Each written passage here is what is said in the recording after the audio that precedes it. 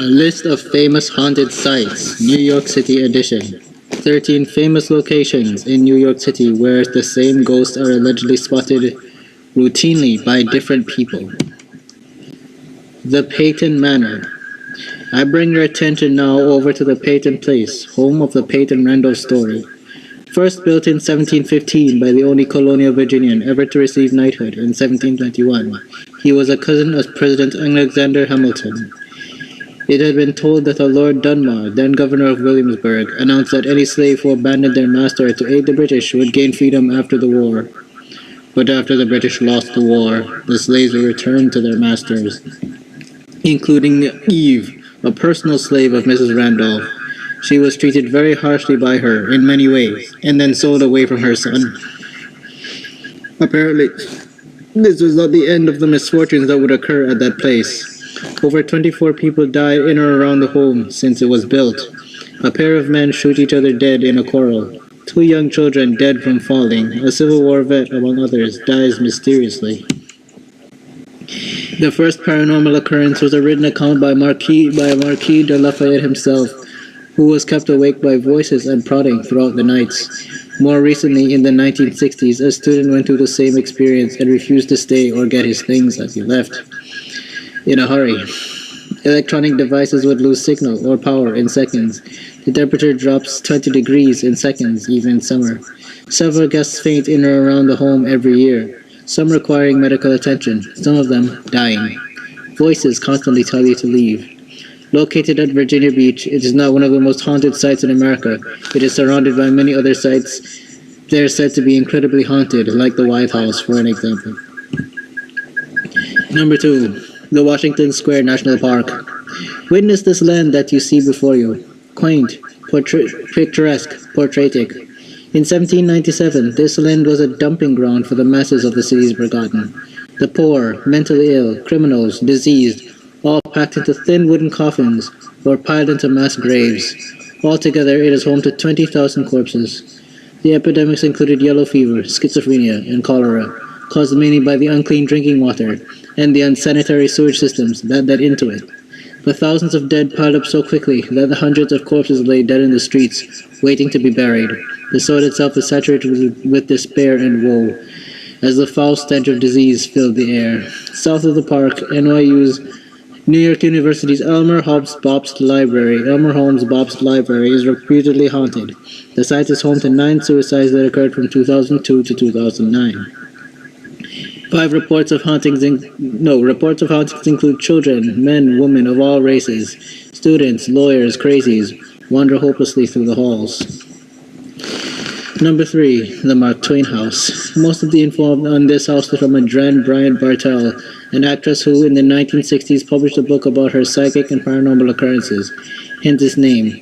According to Bartell, 22 ghosts were witnessed. Some were malevolent. Twain quietly resided in this Greenwich home from 1900 to 1901. Although he died in Connecticut in 1910, she records that his ghost resides here. Perhaps he visits. Residents of the home report Twain walking the stairs and the most haunted portion of the home and other vacant spots less frequently. Also seen an old man in white hairs, a lady dressed in white, a child playing in the hallways, a gray cat walking between rooms, among others.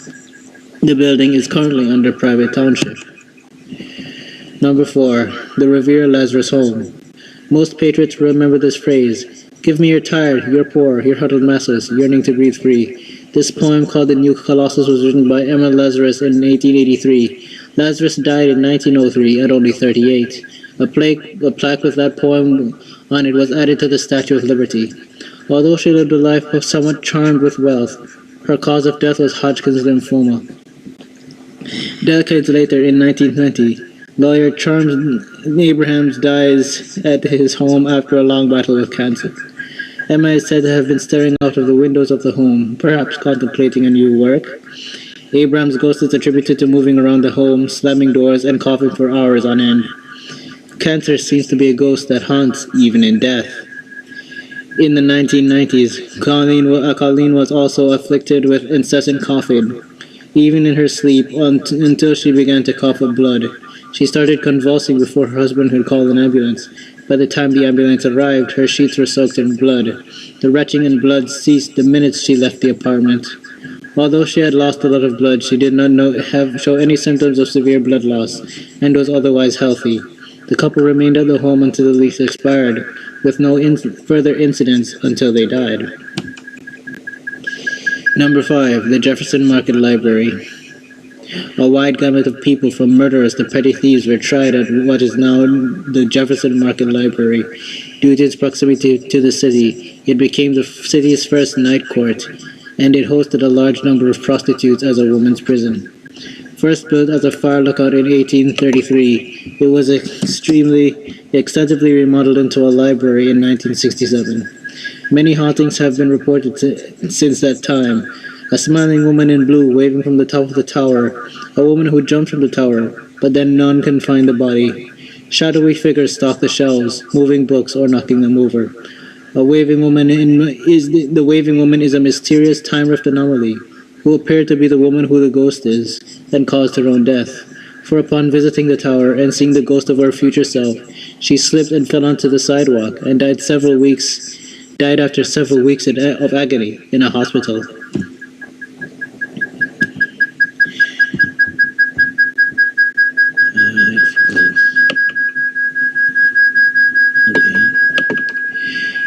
Number 6. The Pirates' Den Gay Street Phantoms. Sure, Gay Street is iconic for its appearances in countless films and videos, but did you know that it was teeming with paranormal activity also? Gay Street started as a stable for wealthy Waverly Place residents in 1826. A morgue was soon built nearby. Locals today often report an old woman old man or woman in an opera cloak with coattails. It could be the Depression-era mayor Jimmy Walker. Sometimes it has a pillbox in hand. It was also once home to black slaves of wealthy Dutch settlers who lived in larger, posher flats nearby. In the 1920s, the corrupt mayor Jimmy Walker bought this building here to start the rum-running speakeasy he called the Pirates' Den, where allegedly he used his many myriad of mistresses to entertain his friends. Although its time of lavish parties may have ended, the clicking of flapper heels can still be heard, and female ghosts in scant 20s dress can still be seen. 2 mediums claimed that they saw a ghost of a man who claimed he had been interrogated to death for keeping a secret, and another ghost who was a French diplomat. In 1960, Frank Parrish, the creator of Howdy Doody, bought the gay house, moved his family in, and built his famous puppet studio. There they witnessed moving objects, sound of footsteps, and the ghost of their own dog after it died there. On one evening, guests to their home heard pounding from the floor above and asked who lived up there. He responded, "No one, not a living soul." To which there was the retort, "That's not fair. The dead are people too." Another female ghost on a separate occasion witnessed a man with dark hair dressed in full evening dress and a cape. She turned to Mr. Paris to look at the man, but he disappeared in a puff of smoke.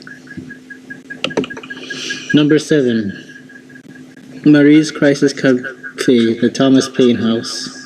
It is said that Thomas Paine, the one who published Common Sense, the Crisis Papers in 1776, died at this place. 59 Grove Street. Historians say that the revolution would have failed without these writings, which incited the uprising against King George III. He lived here 1 month before dying in 1809. The wooden structure was demolished and a brick was put up in its place. Strange reportings include the loss of important or valuable items that later show up in the strangest places. Several people have spotted Paine sitting up or walking around. He vanishes in seconds. Moving shadow beings can also be seen here. One of the piano players who worked here reported that on a slow night, a faint red orb appeared on the floor and stopped him from moving as it approached.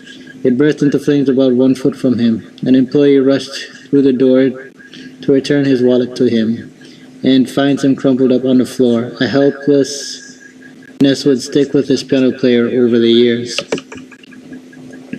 Number 8. The Paul Revere House.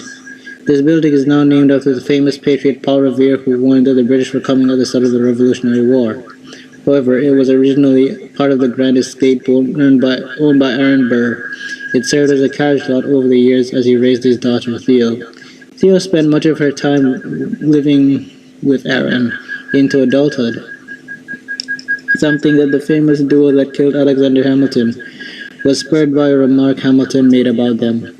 Theo later moved to Charleston, South Carolina, but after one of her visits to see her father, her boat disappeared in a fog on the way back. Some say that pirates stormed the ship.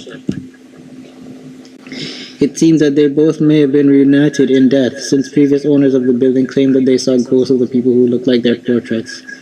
After it was remodeled to be a restaurant, portraits would drop from the wall for no reason.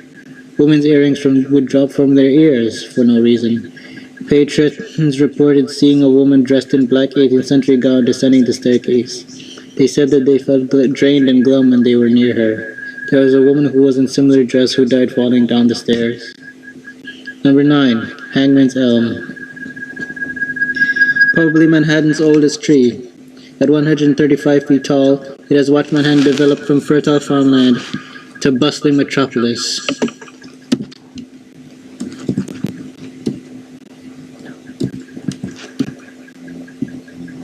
But did you know that even before 1776, so-called traitors were hung from this tree? In 1824, Officer Marquis de Lafayette wrote about witnessing public hangings of at least 20 thieves from this tree. Hundreds of people were executed at this tree's branches. It is also close to Newgate Prison, built in 1797. One of the most famous hangings was in 1899. Rose, the butler, was a black slave who was brutally beaten and then hung upon the accusation that she burned her down her master's home. Rose, like many slaves at the time, were tried on accusations.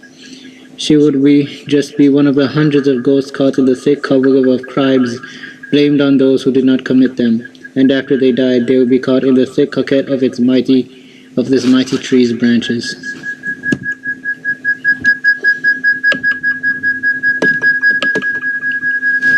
Number 10. The Triangle Shirtwaist Factory.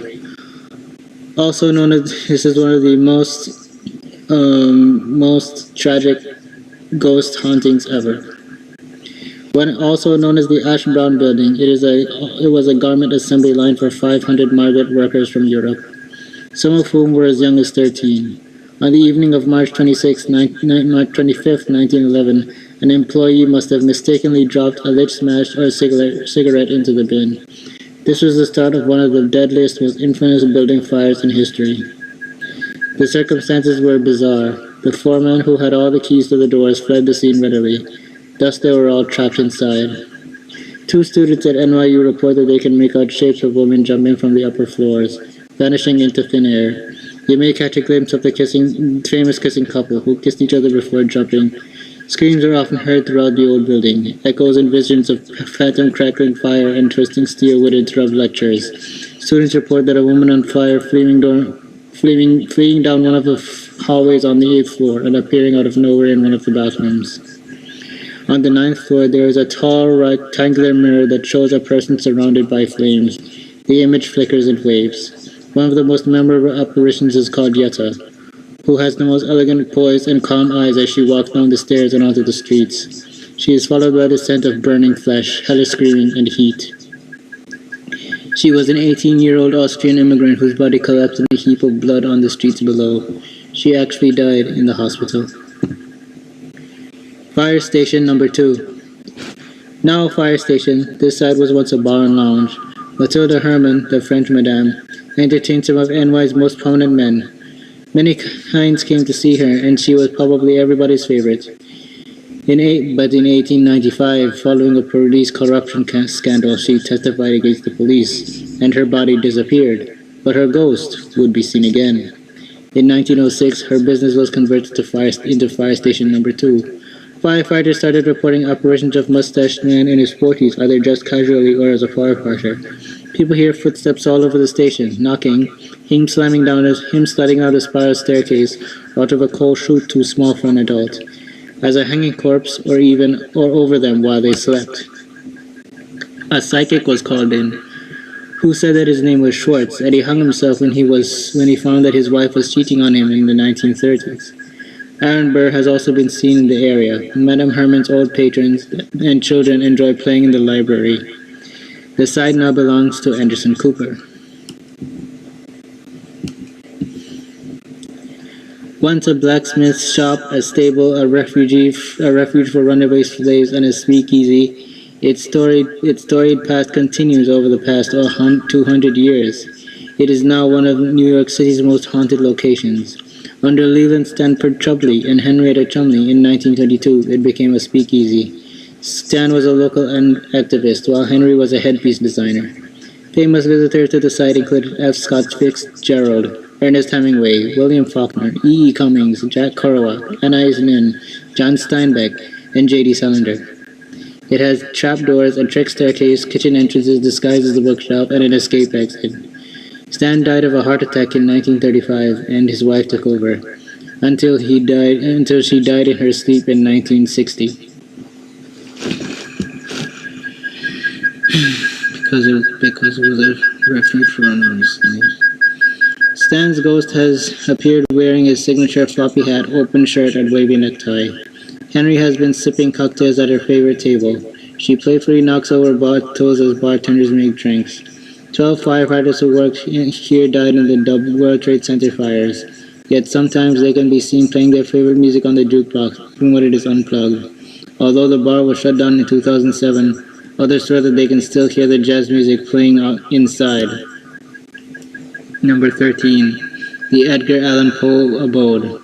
Now part of NYU's Farm and Hall, the house was once occupied by Edgar Allan Poe and his 13-year-old wife and cousin, Virginia. For 8 months from 1944 to 1945, he wrote The Cask of Amontillado and The Raven here.